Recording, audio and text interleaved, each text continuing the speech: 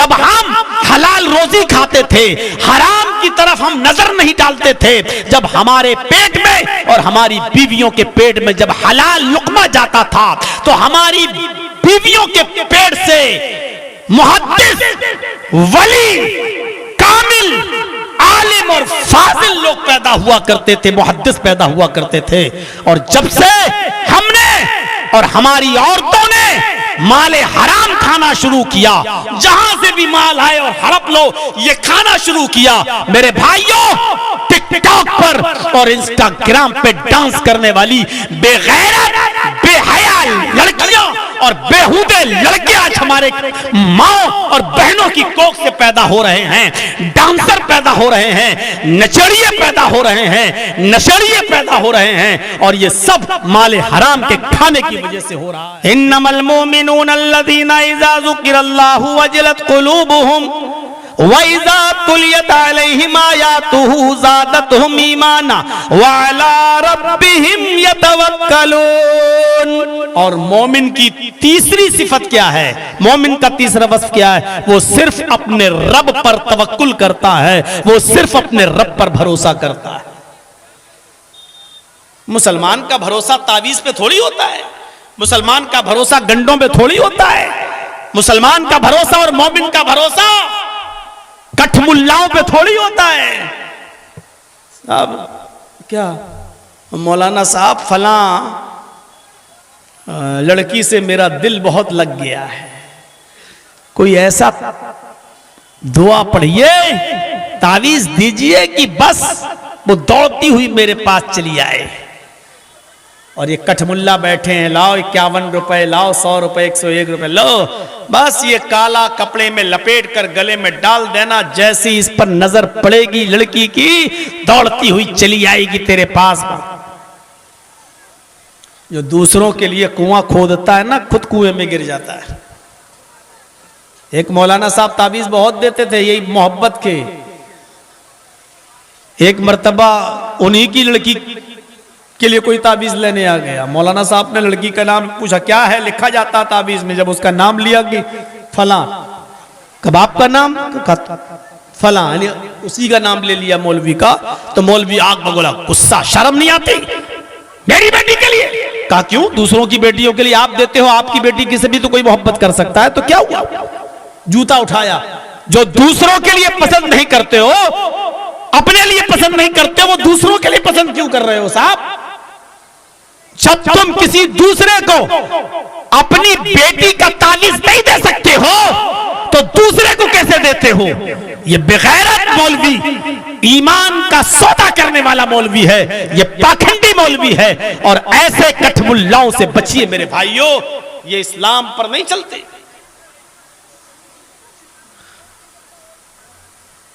मौलवी भी तो इंसान होता है, उसका भी तो दिल किसी लड़की पे आ सकता है।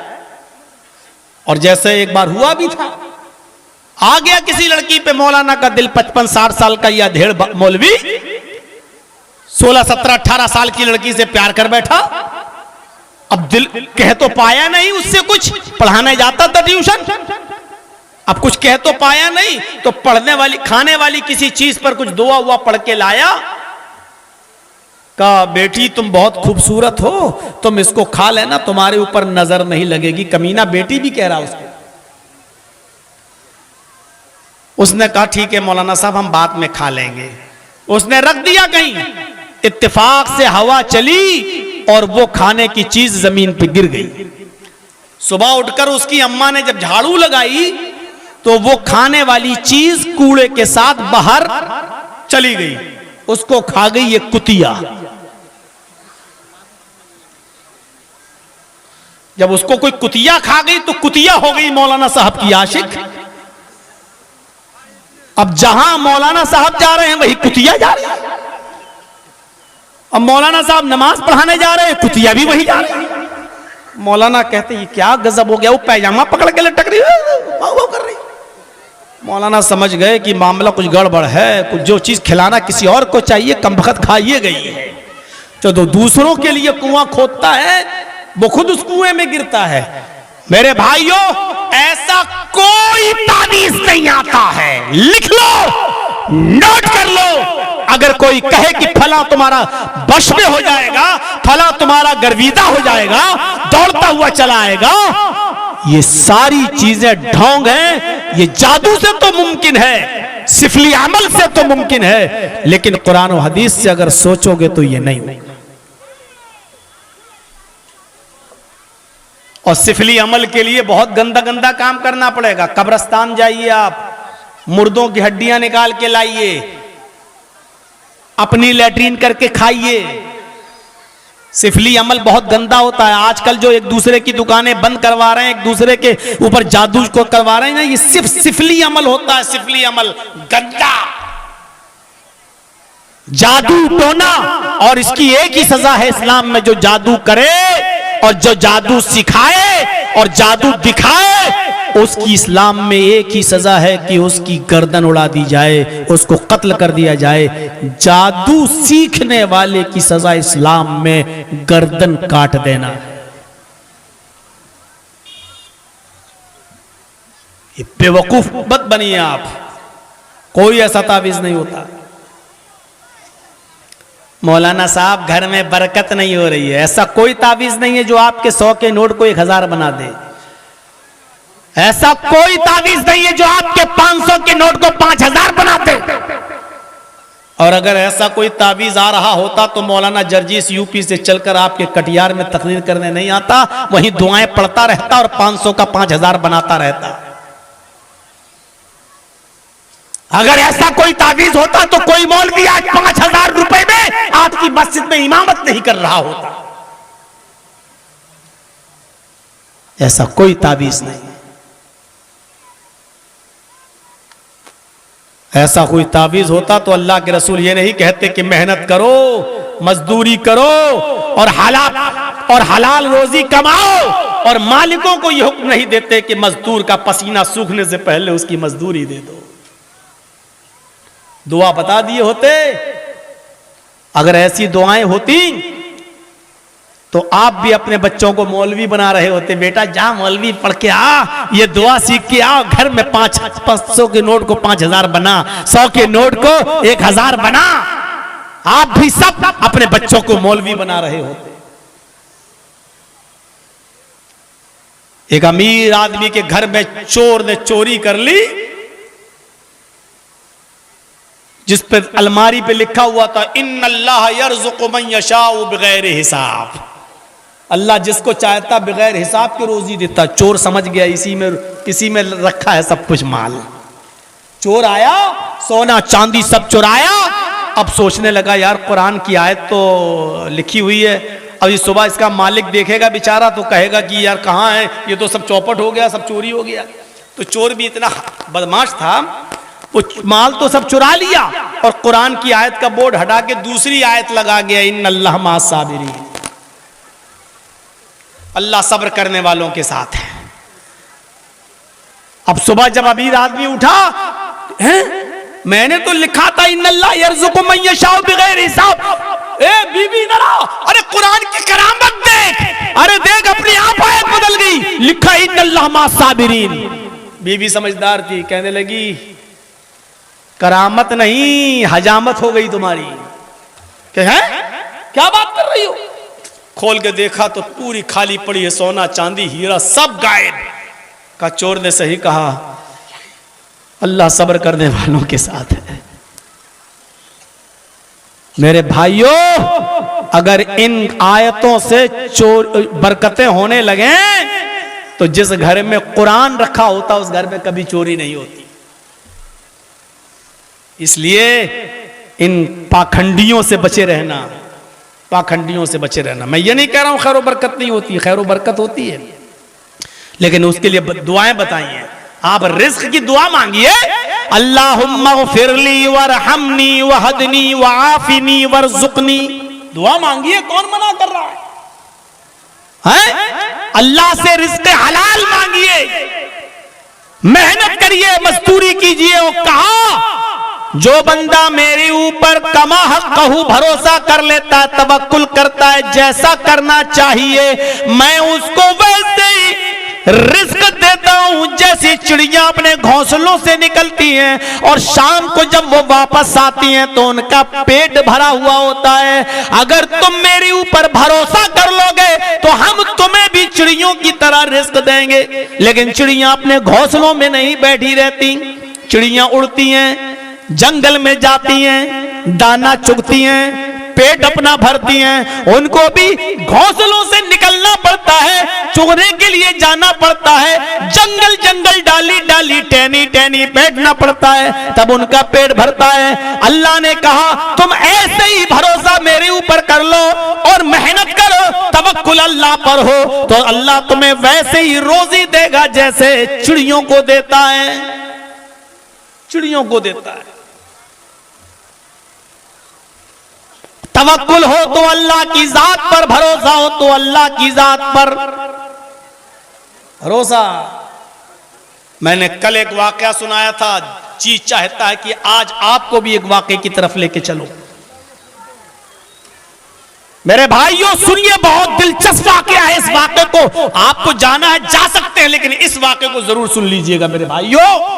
इब्ने रजब हम्बली ने इस वाक़े को अपनी किताब तबक़ात हनाबिला के अंदर नकल किया है। एक साहब बेचारे मक्का मुअज़्ज़िमा के अंदर काम करते थे, मक्का मुअज़्ज़िमा के अंदर काम करते थे।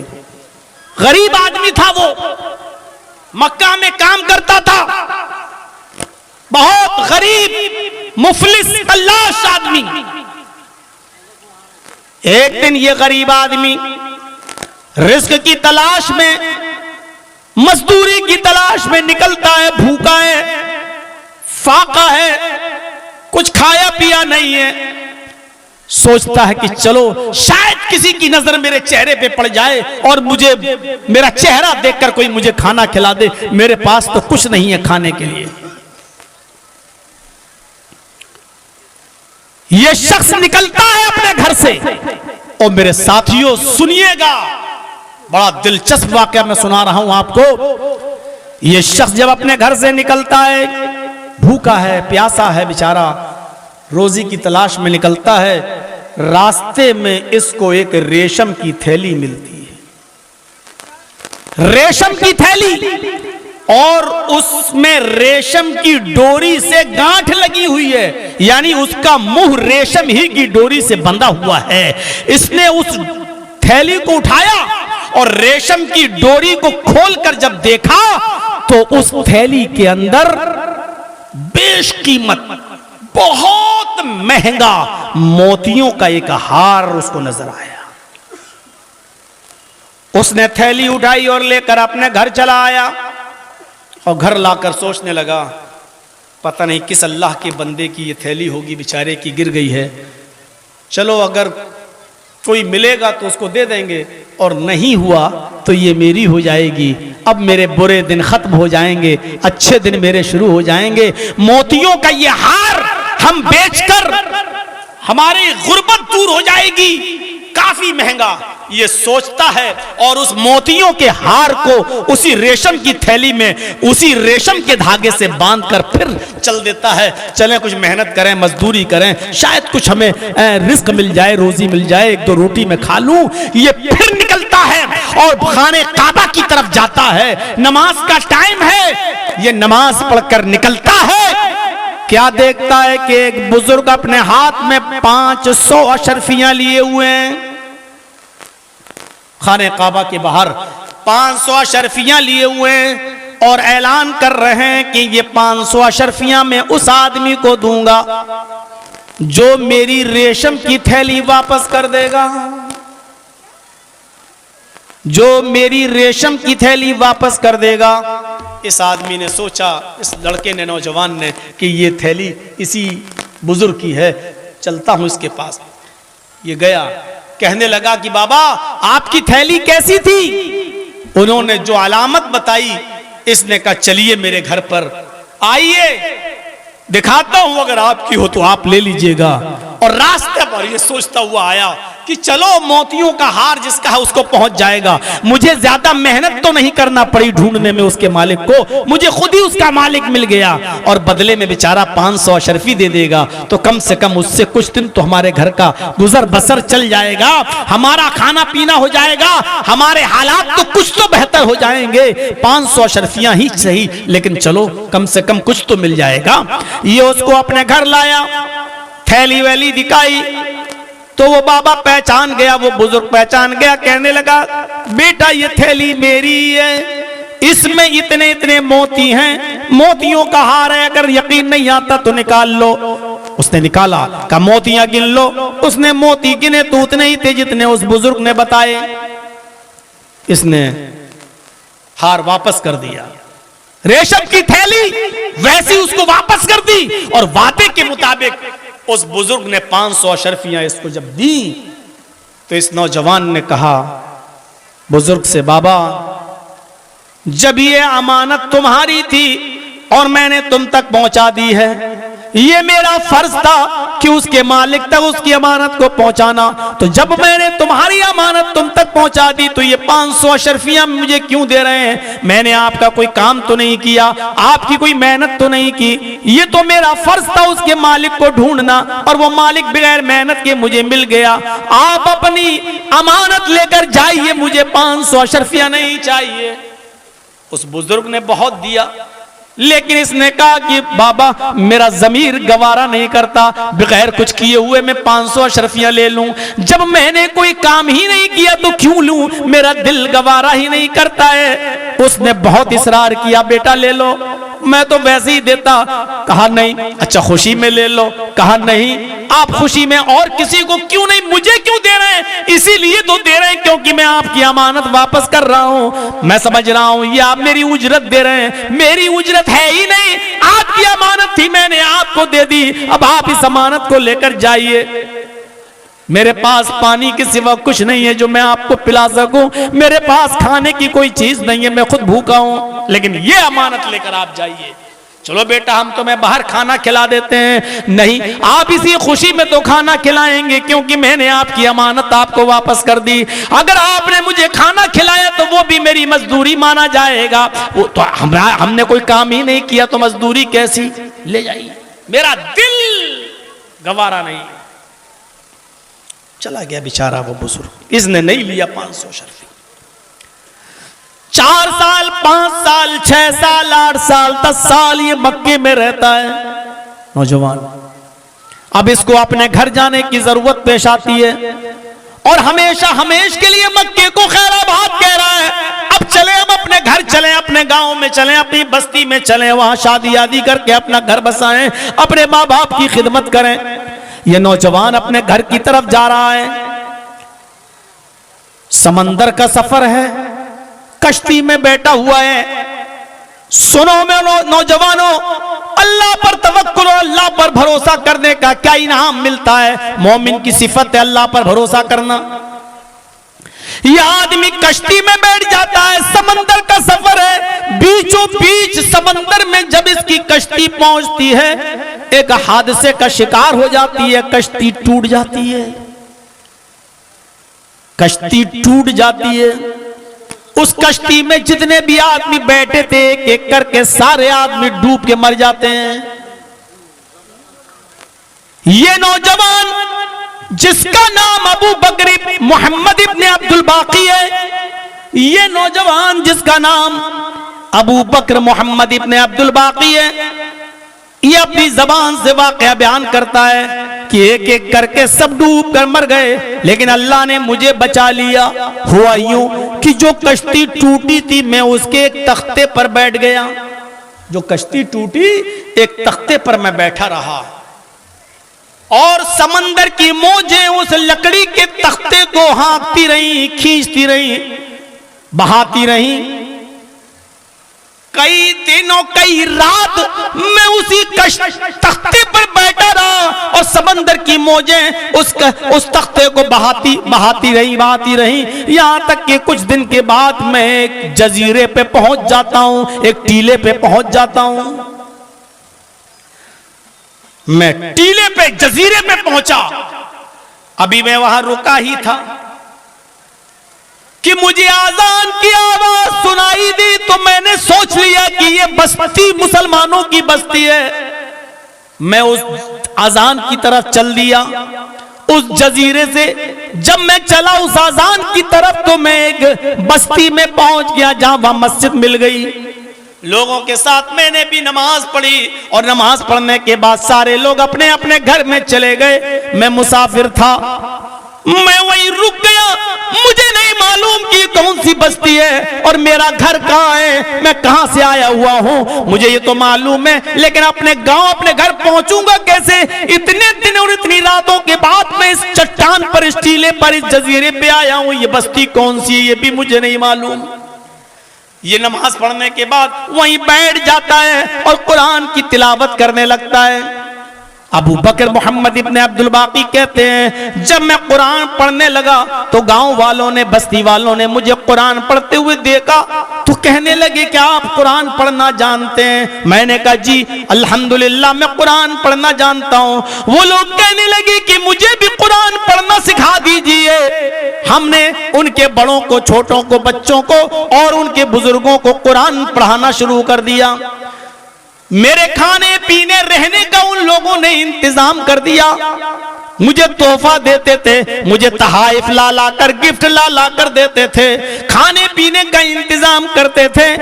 1 साल 6 महीने 1 साल तक उनको मैं पढ़ाता रहा। एक दिन उन्होंने मुझे लिखते हुए देखा तो कहने लगे कि आप लिखना भी जानते हैं? मैंने कहा अल्हम्दुलिल्लाह मैं खत्तात भी हूं, मुझे लिखना भी आता है, मैंने मक्के में लिखना भी सीखा है। उन लोगों ने गुजारिश की कि हमारे बच्चों को और हमें लिखना भी सिखा दें।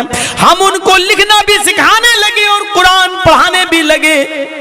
1 डेढ़ 2 साल के बाद गांव वालों ने कहा, आया अबू बकर मोहम्मद इब्ने अब्दुल बाकी, तुम इतने साल से यहाँ 1 डेढ़ 2 साल से हमारे बस्ती में हो, तुम अपने इलाके में जाना चाहते हो लेकिन हम तुम्हें छोड़ना नहीं चाहते। तुम्हारी शादी नहीं हुई, मैं चाहता हूं किसी बस्ती में तुम्हारी शादी भी करा दूं और तुम यहीं रहने लगो, अपना घर बसा लो। अबू बकर मोहम्मद इब्ने अब्दुल बाकी कहते हैं मैंने बहुत मना किया लेकिन वो गांव वाले न माने और कहने लगे कि मेरे इलाके में एक बहुत नेक और शरीफ लड़की है लेकिन उसका बाप इंतकाल कर चुका है, वो यतीम की बेटी है, यतीम बच्ची है। मैंने जब यतीम का नाम सुना तो मैंने कहा चलो एक यतीम लड़की का घर बस जाएगा, अगर उसका बाप नहीं है तो मुझे कोई एतराज नहीं है। लिहाजा उस गांव वालों ने मेरी शादी उस लड़की के साथ कर दी, मुझे रहने के लिए एक घर दे दिया। जब मेरा निकाह उस लड़की के साथ हुआ और जब वो मेरे कमरे में पहुंचाई गई और जब मैं रात में अपनी बीवी के करीब गया, मैं उस लड़की के करीब हुआ तो मेरी नजर उसके गले पर पड़ी।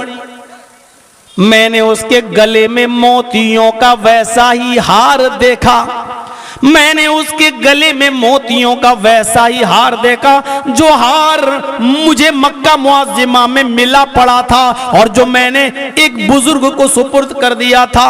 मैं उस हार को छूने लगा, उसको टटोलने लगा। मेरी ये हरकत गलत समझी गई और लड़की ने, मेरी बीवी ने मुझसे कहा बड़े अजीब इंसान हो, एक बीवी तुम्हारे सामने ज़ेबो ज़ीनत करे अख्तियार किया आपके पास आई है और आप बीवी को देखने के बजाय इस हार को देख रहे हैं, आप बड़े लालची नजर आते हैं। अबू बकर मोहम्मद इब्ने अब्दुल बाकी कहते हैं नहीं मेरी बीवी मैं लालची नहीं हूं, मैं तो इस हार को देख रहा हूं जो तुम्हारे गले में है। मेरी बीवी ऐसा ही हार, बल्कि मैं कहूं तो यही हार मुझे 10 साल पहले मक्का मुकर्रमा में मिला था, मक्का मुअज्जिमा में पड़ा हुआ मिला था। मैं भूखा था, प्यासा था, इसके बावजूद मैंने इस हार को बेचा नहीं, मैंने अपने घर पे रख लिया। दिया। फिर एक बुजुर्ग ऐलान कर रहे थे, मैं 500 अशरफियां उसको दूंगा जो मेरा मोतियों का हार, मुझे मेरी रेशम की थैली वापस कर देगा। मैं उनको अपने घर लाया और मैंने उनको यह हार वापस कर दिया। उन्होंने 500 अशरफियां मुझे देना चाहिए, लेकिन मैंने उनसे 500 अशरफियां नहीं ली, क्योंकि मेरे दिल ने गवारा नहीं किया। लड़की ने जब ये सुना तो जोर जोर से चीखने लगी, सुबहान अल्लाह, सुबहान अल्लाह। आए मेरे प्यारे सरताज, आए मेरे प्यारे शौहर, तुमने इस हार को सही पहचाना। ये वही हार है जो तुम्हें मक्का मुअज्जिमा में मिला था, और जिस बुजुर्ग को तुमने ये हार वापस किया था वो बुजुर्ग मेरे बाप थे, जो अभी 3-4 साल पहले इंतकाल कर गए।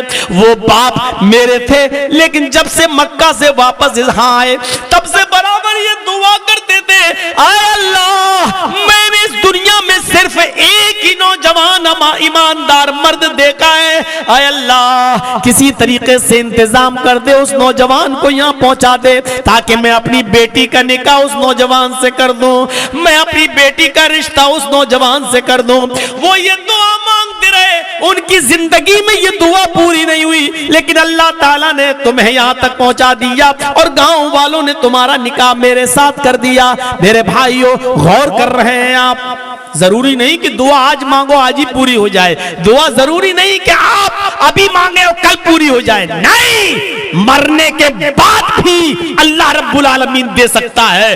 कब देना है ये अल्लाह बेहतर जानता है। मेरे भाइयों, सोचो कितना नेक आदमी था ये कितना नेक आदमी था जिसने दुआ मांगी कि अल्लाह मेरी बेटी के लिए उस नौजवान को यहां पहुंचा दे, कोई इंतजाम कर, किसी तरीके से पहुंचा दे। और मौत के कश्मकश से जिंदा रहकर इस आदमी को अल्लाह ने वहां पहुंचाया। इसके साथी सब डूब के मर गए, लेकिन अल्लाह ने उस बुजुर्ग की दुआ को कबूल करते हुए लकड़ी के तख्ते पर बिठाकर इस आदमी को वहां पहुंचाया।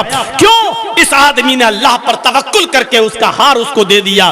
भूखा था, प्यासा था, हमारी रोजी कहां से आएगी, रोटी कहां से आएगी, अल्लाह जाने, अल्लाह देगा, लेकिन हम बेईमानी नहीं कर सकते हैं, हम 500 अशरफी नहीं ले सकते हैं। और इस आदमी ने 500 अशरफी वाप नहीं ली। मेरे भाइयों, इस तवक्कुल का इनाम ये दिया कि अल्लाह ने इसको वो हार भी दे दिया, गांव में मकान भी दे दिया, मस्जिद का इमाम भी बना दिया, और इसको खूबसूरत हसीन और जमील बीवी भी मिल गई। मेरे प्यारे साथियों, ये होता है अल्लाह पर तवक्कुल और अल्लाह पर भरोसा करने का इनाम, ये होती है उसकी जज़ा। हमें भी अल्लाह की जात पर तवक्कुल करना चाहिए, अल्लाह की जात पर भरोसा करना चाहिए। व अला रब्बिहिम यतवक्कलून, मोमिनों की सिफत होती है, मोमिन का वस्फ है कि वो अपने रब पर ही तवक्कुल करता है, अपने रब पर भरोसा करता है।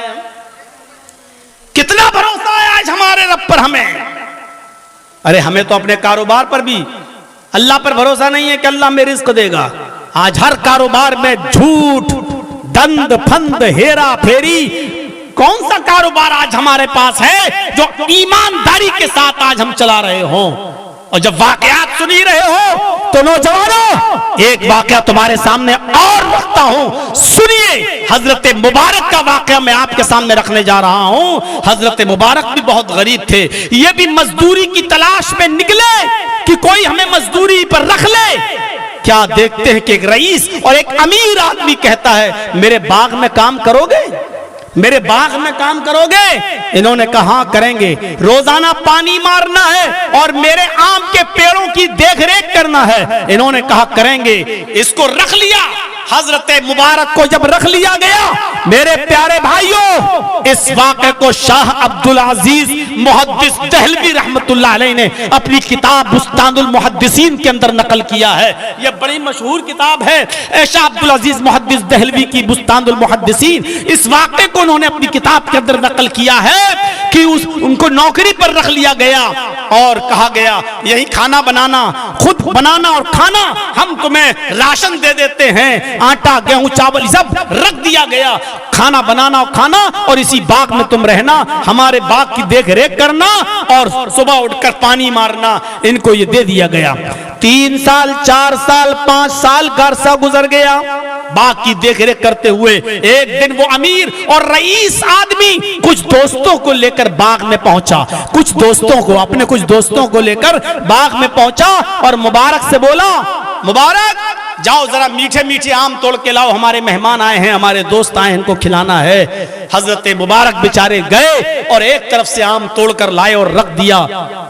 जब उन्होंने आम खाना शुरू किया तो कोई आम कच्चा निकला, कोई आम पक्का निकला, कोई आम मीठा निकला, कोई आम खट्टा निकला, कोई आम कसीला निकला। मुबारक को डांटा उस अमीर आदमी ने, तुम्हें शर्म नहीं आती, मेरी इंसल्ट करा रहे हो? मैंने तुमसे कहा था कि मीठे मीठे आम लेकर आओ और तुम एक तरफ से सारे आम उठाकर ले आए हो, खट्टे मीठे कसीले हर तरीके के। हजरत मुबारक ने जो जवाब दिया, नौजवानों सुनो, मुबारक जवाब देते हैं कि मेरे मालिक, मेरे आका, आपने मुझे मीठे मीठे आम लाने के लिए कहा, लेकिन मुझे क्या मालूम कि कौन सा आम मीठा है कौन सा खट्टा है, मुझे क्या पता, मैं एक तरफ से ले आया। कहा तुम इतने सालों से मेरे बाग में काम कर रहे हो, 5 सालों से, तुम्हें अभी तक ये नहीं मालूम कि कौन सा आम मीठा है कौन सा खट्टा है कौन सा कसीला है? हजरत मुबारक ने जवाब दिया, मेरे आका, मेरे मालिक, मैं आपके आम के बाग की देख रेख करता हूं, मैंने आपके आम का कोई फल, आज तक बाग का कोई फल खाया नहीं है, मैंने एक भी आम चखा नहीं है। जब मैंने कोई आम खाया ही नहीं तो मुझे क्या मालूम कि कौन सा मीठा होगा कौन सा खट्टा होगा कौन सा कसेला। कहा 5 साल से तुमने मेरे इस बाग में कोई आम नहीं खाया? कहा नहीं, अल्लाह की कसम खाकर कहता हूं कि मुझे आज तक आपके फल का, पेड़ का गिरा हुआ आम भी मैंने आपके घर पे पहुंचा दिया। आपने मुझे देख रेख की इजाजत दी थी, खाने की इजाजत कहां दी थी, इसलिए मैंने आपके बाग का कोई फल नहीं खाया। अश कर गया मालिक, है ऐसा अमानतदार और ऐसा ईमानदार आदमी। फौरन अपने घर गया और जब रात में अपनी बीवी के साथ वो मालदार आदमी सोया, कहने लगा, मेरी बीवी, मेरे पास एक खूबसूरत बेटी है, मैं उसका बाप हूं, मुझे एक ईमानदार लड़का मिल गया, मैं अपनी बेटी की शादी अपने बाग के नौकर के साथ, अपने गार्डन के मुलाजिम के साथ करूंगा, इसलिए कि उसने 5 साल से ऐसी अमानतदारी और ईमानदारी से काम किया है कि मेरे बाग का एक फल भी नहीं खाया है। ऐसा ईमानदार आदमी मुझे कहां मिलेगा? बीवी ने कहा, जो आपका दिल कहे वो करिए, मैं भी तैयार हूं, मैं भी खुश हूं, आप उस नेक आदमी से मेरी बेटी की शादी कर दीजिए। सुबह हुआ, मुबारक से पूछा गया, हजरत मुबारक ने भी इनकार नहीं किया, अगर आपको एतराज नहीं तो मुझे भी कोई एतराज नहीं, और निकाह हो गया।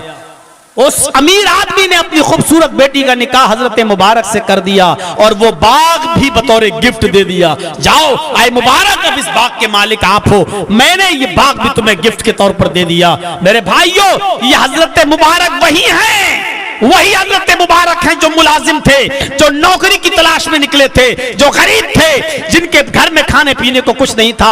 अमानतदार होने की वजह से उस अमीर आदमी ने अपनी बेटी का निकाह इनके साथ कर दिया।